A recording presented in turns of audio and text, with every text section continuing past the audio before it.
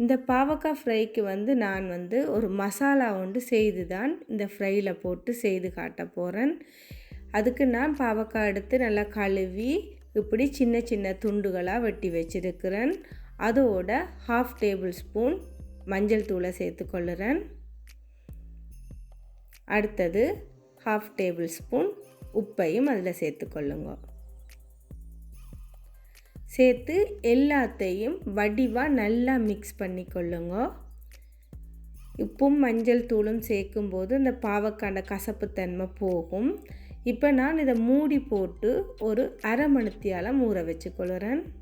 அடுத்தது நான் மசாலா செய்கிறதுக்காக 1 டேபிள் ஸ்பூன் வேர்க்கடலையை போட்டுக்கொள்ளுறேன். போட்டு அதை நல்லா ஃப்ரை பண்ணிக்கொள்ளுங்க. அடுத்தது அரை டேபிள் ஸ்பூன் கடலைப்பருப்பையும் சேர்த்துக்கொள்ளுறேன். அதையும் நல்லா வறுத்துக்கொள்ளுங்க. அடுத்தது அரை டேபிள் ஸ்பூன் வெள்ளை எள்ளையும் சேர்த்துக்கொள்ளுறேன். சேர்த்து அதையும் மிக்ஸ் பண்ணி நல்லா வறுத்துக்கொள்ளுறேன். அடுத்தது அரை டேபிள் ஸ்பூன் மல்லியையும் சேர்த்து அதோட 5 உள்ளிப்பல்லையும் சேர்த்து நல்லா வறுத்துக்கொள்ளுங்க. அடுப்பை நல்லா லோ ஃப்ளேமில் வச்சு வறுத்துக்கொள்ளணும்.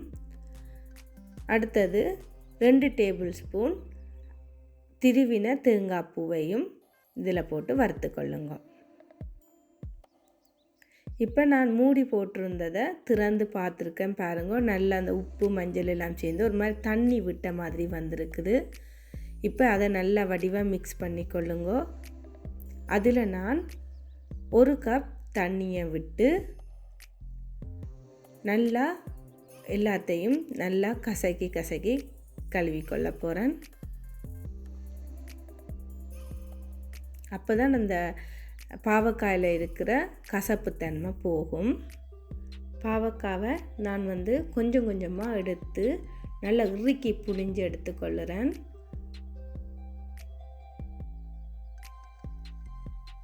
இப்போ நான் மசாலா ரெடி பண்ணுறதுக்காக வறுத்ததெல்லாம் மிக்ஸி ஜாரில் போட்டு வச்சுருக்கிறேன். அதோட 1 டேபிள் ஸ்பூன் சிவப்பு மிளகாத்தூளையும் போட்டுக்கொள்ளுங்க. இப்போ நான் எண்ணெய் ஊற்றி பாவக்காவை எல்லாத்தையும் அதில் போட்டு நல்லா ஃப்ரை பண்ணிக்கொள்ள போகிறேன். இந்த டைம் அடுப்பை நல்லா லோ ஃப்ளேமில் வச்சு பாவக்காவை நல்லா ஃப்ரை பண்ணிக்கொள்ளுங்க.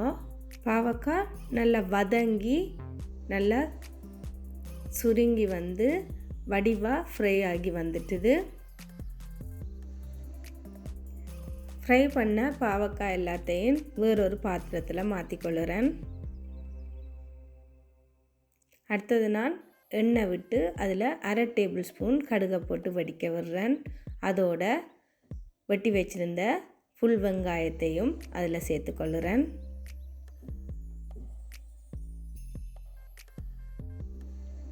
சேர்த்து நல்லா வதக்கி கொள்ளுங்க. அதோட அரை டேபிள் ஸ்பூன் பெருஞ்சீரத்தையும் சேர்த்துக்கொள்ளுறேன். சேர்த்து அதையும் நல்லா வதக்கி கொள்ளுங்க. கருவேப்பிள்ளையும் சேர்த்துக்கொள்ளுங்க.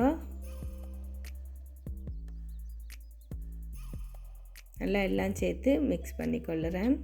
வெங்காயம் ஓரளவு கோல்டன் கலர் நிறத்துக்கு வந்தோன்னே அந்த வதக்கி வச்சுருந்த பாவக்காவை அதில் சேர்த்துக்கொள்ளுறேன். சேர்த்து எல்லாத்தையும் ஒன்று சேர்த்து நல்லா மிக்ஸ் பண்ணி கொள்ளுங்க. அடுத்தது அரைச்சி வச்சுருந்த அந்த மசாலாவை பாவக்காய்க்குள்ளே சேர்த்துக்கொள்ளுறேன்.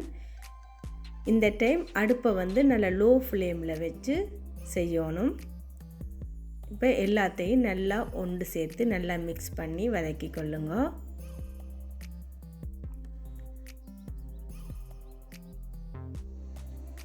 மல்லி வறுக்கும்போது கொஞ்சம் நல்லா வறுத்து அரைச்சா தான் நல்லாயிருக்கும். பச்சை தன்மையாக இருந்தால் ஒரு கசப்பு தன்மை வரும். பாவக்காவோட சேர்க்கும்போது அதை கவனமாக பார்த்து செய்யுங்க. இப்போ நான் அரை டேபிள் ஸ்பூன் உப்பை சேர்த்துக்கொள்ளுறேன். அதையும் சேர்த்து நல்ல வடிவாக எல்லாம் சேர்கிற மாதிரி மிக்ஸ் பண்ணிக்கொள்ளுங்க.